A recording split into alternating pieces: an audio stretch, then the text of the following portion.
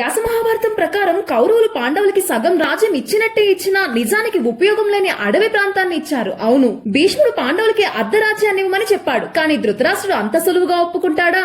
అందుకే భీష్ముడు తెలివిగా మాట్లాడుతూ లక్షాగ్రహ అగ్ని ప్రమాదంలో పాండవులు అదృష్టవశాత్తు తప్పించుకున్నారు, కానీ రాజ్య ప్రజలంతా అది కౌరవులే చేశారని నిందిస్తున్నారు.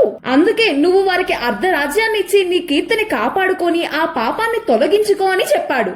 అప్పుడు ధృతరాష్ట్రుడు అంగీకరించి వెంటనే విదురుణ్ణి పంపించాడు.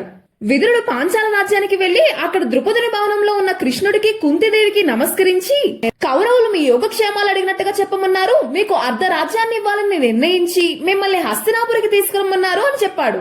కృష్ణుడు దానికి అంగీకరించి పాండవులు కుంతిదేవితో కలిసి హస్తినాపురికి వచ్చాడు.